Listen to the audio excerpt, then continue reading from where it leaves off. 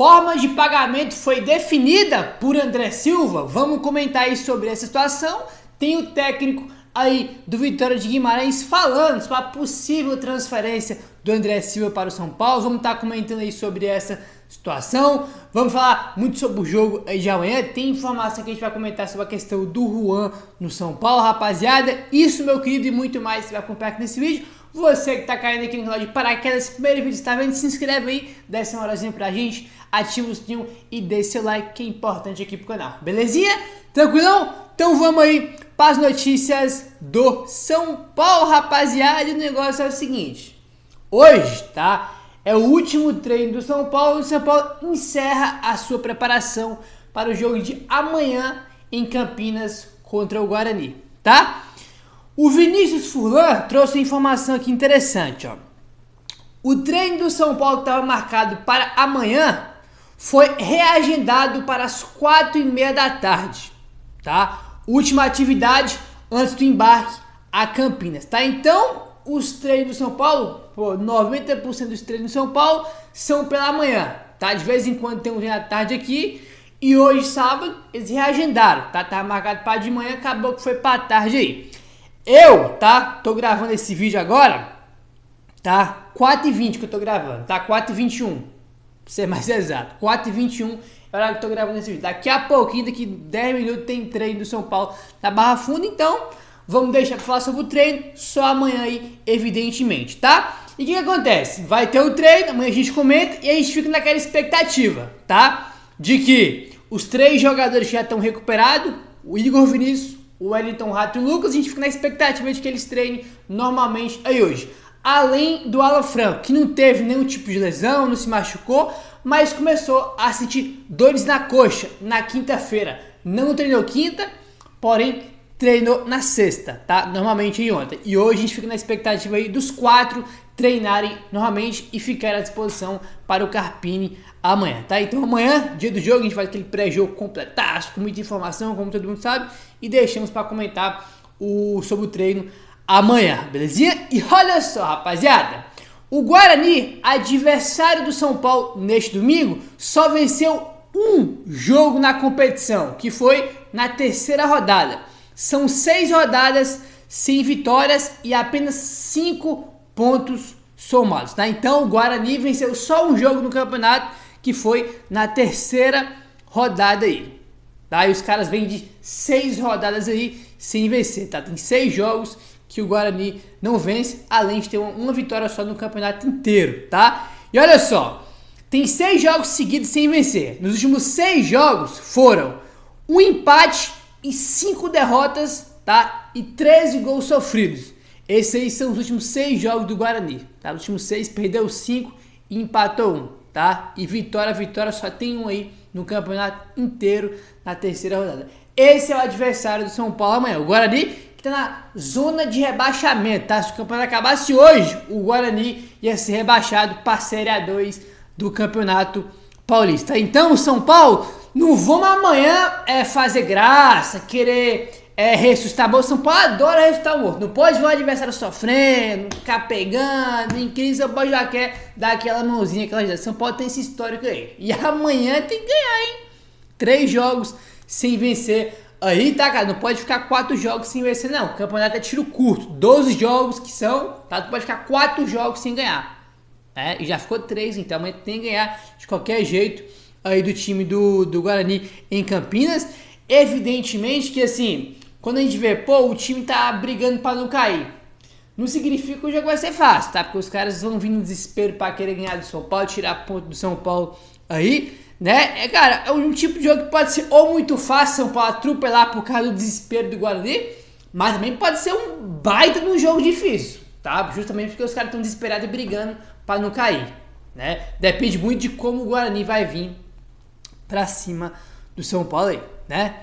Enfim, rapaziada, olha só, o São Paulo é o time que menos faz substituições por jogo no Paulistão. Em uma média, Thiago Carpini realiza 4.3 trocas a cada partida. 4.3 por jogo. Isso aqui é média, evidentemente. Não tem como fazer 4.3 por jogo, né? Mas olhando média aí desde o início do Paulistão, né, o Carpini tem 4,3 de média, né, de substituição que ele faz aí por jogo. É o time que menos faz substituições, tá? Todos os times do Paulistão, todos os técnicos têm uma média de substituição maior que a do Carpini. E essa é a questão que o Carpini vem sendo questionado aí. Primeiro, a questão das trocas do Carpini é que, primeiro, é que ele demora para mexer. Segundo, ele mexe muito pouco, tá? Teve jogos aí, eu acho que foi contra o Santos, que ele fez só 2 substituições, tá? O time mal, o jogador jogando mal. Ele não mexe no time, cara, além de demorar, né? No jogo contra o Bragantino, que o time fez um péssimo primeiro tempo, o time começou bem, pô, quase fez gol com o início de jogo, só que depois que o time tomou o gol, o time morreu. Não jogou nada no primeiro tempo. O Carpini vai, né? O Paulo faz o primeiro tempo bem ruim, aí a gente vai pro intervalo, o Carpini não mexe no time. Aí ele espera dar 10 minutos, 10, 15 minutos pra colocar. Por que não colocou o Eric? O Eric entrou muito bem, né? Fez um gol e deu assistência. Por que ele não colocou o cara no intervalo do jogo? Né, pô? Todo mundo ficou, como assim? O cara não mexeu no time, todo mundo mal, o time não jogando nada e ele não mexe, cara. Né? Então ele tem esse histórico aí de, além de demorar pra mexer, quando mexe, ele mexe pouco. E ele é o técnico que menos substituiu aí, né? Olhando média, ele é o técnico que menos faz substituições aí por jogo, tá? A média aí do Carpini. Isso é uma questão aí, tá? Isso é uma questão. Ainda mais, tá? Além disso aqui, um outro ponto que é importante. A gente tá no Campeonato Paulista, cara. O Paulistão é como se fosse uma pré-temporada, tá? Não pode ficar desgastando o jogador pra arrebentar o jogador. Aí chega daqui a pouco, o Libertadores tá chegando, a gente vai jogar com uma porrada de desfalque lá. Tá? Tinha 7, é que agora o Rato se recuperou, o Lucas se machucou, o Lucas se recuperou, o Igor Vinícius, mas irmão, até o jogo do Bragantino tinha 7 machucados aí, 7, 8, tá? E tem essa questão, cara, Paulistão, queira ou não, ela faz parte da pré-temporada, a gente vê o Caleri jogando todo o jogo aí, se esgoelando, o Wellington jogando também, daqui a pouco os caras estouram, então tem essa questão aí também, que tem que revezar muito o elenco para não estourar os jogadores aí, principalmente os mais importantes, tá? Falando em Caleri, vamos comentar sobre ele aqui agora. Caleri deu uma entrevista pro Globoesporte.com e falou sobre o sonho de ganhar a Libertadores da América, tá? O Caleri falou o seguinte pro GE, abre aspas: meu sonho é ganhar a Libertadores. É o torneio que eu mais gosto. Sempre via quando eu era pequeno. Jogam os melhores. Chegamos numa semifinal em 2016 com um time que ninguém acreditava. É um torneio que eu gosto de jogar. Vamos estar animados para chegar nas finais e terminar na minha cidade. Tomara que com toda a minha família lá. É muito difícil, mas estamos confiantes de que o grupo que temos, acho que se todo mundo engrenar, a ideia do Carpini der efeito, acho que vamos conseguir brigar por títulos importantes, fecha aspas aí, para o Caleri, falando sobre o sonho de ganhar a Libertadores, que é o sonho dele, né, cara? Os melhores jogos aí, que ele sempre acompanhou. Ele é argentino, evidentemente, né, cara? Os brasileiros e os argentinos são obcecados aí pela Copa Libertadores, são os dois principais países aí que jogam a Libertadores.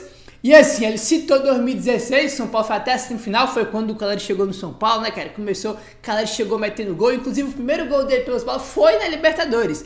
Na pré-Libertadores, para ser mais específico, São Paulo e César Valerro, o São Paulo tava perdendo, o Caleri entra no segundo tempo e faz um gol de cobertura, tá? Então o primeiro gol dele é no jogo de Libertadores aí, e naquela Libertadores a gente foi até a semifinal, cara, a gente foi eliminado aí para o Atlético Nacional, naqueles erros absurdos, inclusive no segundo jogo, tá? A gente perde em casa, eu não lembro se a gente perdeu de 2-1 ou foi de 2-0 pro Atlético Nacional, né? Que o Maicon foi expulso. Aí no segundo jogo a gente abre o placar, faz 1-0 e depois tem um pênalti absurdo em cima do Hudson, tá, cara? Era o pênalti ali pro São Paulo ter a oportunidade de empatar ali o confronto e o cara não marcou um pênalti absurdo em cima do Hudson. Uma pena, cara, se a gente ganhar aquela Libertadores de 2006, meu amigo do céu, hein, cara, é seu tetra aí. Ele falou que estão animados para chegar na final e terminar na minha cidade. Eu não sei se ele é de Buenos Aires, né? Eu não sei se ele é de lá. A final vai ser lá, né? Não tá definido qual estádio vai ser, mas tá definido que vai ser em Buenos Aires. Eu nem sei se a cidade natal do Caleri é Buenos Aires, né? Mas enfim, vamos lá, Caleri, vamos com tudo aí, irmão. O nosso sonho também é ganhar a Libertadores aí. São Paulo que foi o primeiro tricampeão, né, cara? Infelizmente muitos chegaram aí, mas também é o sonho de todo São Paulino. São Paulo tem toda uma mística aí em cima da Libertadores, recordes, muita tradição, e vamos em busca aí, cara. Estamos de volta, né? Todo mundo muito empolgado, evidentemente, com o São Paulo de volta à Copa Libertadores da América, tá? Vamos avançando agora, rapaz, e vamos comentar sobre o Juan. Olha só, Juan convence São Paulo, mas não a torcida. O atacante Juan divide opiniões e vem sofrendo com críticas por parte do torcedor. Mas internamente o jogador já convenceu o São Paulo de que pode fazer parte do elenco.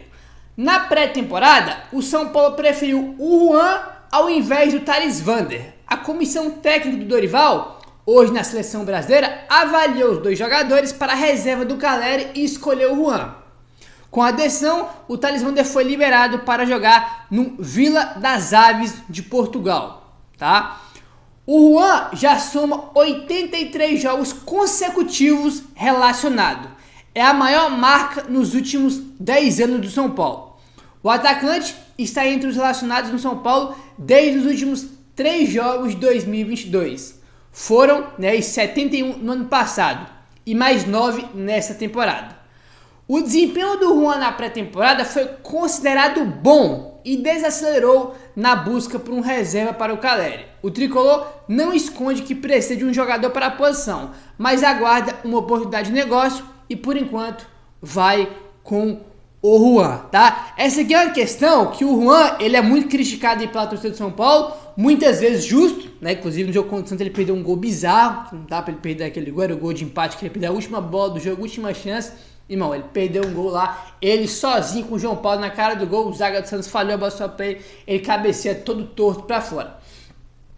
83 jogos seguidos, tá? Que ele é relacionado, 83, tá? 71 aí no ano passado e 9 nesta temporada, tá? Além dos últimos 3 jogos de 2022, evidentemente, né, cara? São 9 jogos esse ano, né? 71 ano passado e os últimos jogos finais de 2022, né, que totaliza em 83 jogos consecutivos que ele foi pro banco. Isso é muita coisa.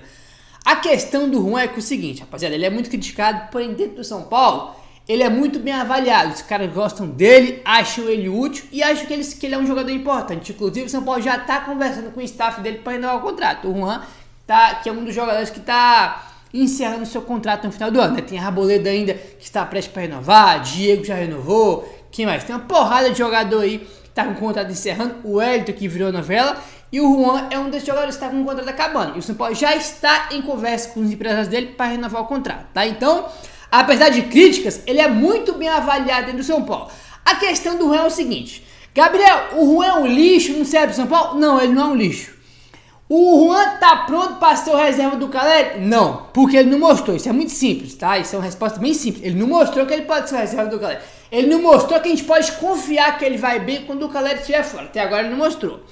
Mas tem uma questão que eu acho que ele pode ser importante, pode ser útil. Por exemplo, ele tem uma recomposição tática muito boa. Por isso que o Dorival começou a usar ele pelo lado do campo no ano passado. Por exemplo, esse ano contra o Santos, o Bobadilha já jogou na lateral direita, que foi o jogo que o Moreira acabou sentindo no aquecimento, e jogou o Bobadilha, e muitas vezes o Juan caía pelo lado direito, tá? Ele ajudou muito o Bobadilha na recomposição pelo lado direito. Teve muita bola ali que ele interceptou, que ele não deixou passar, que poderia causar problemas pro Bobadilha, que estava improvisado.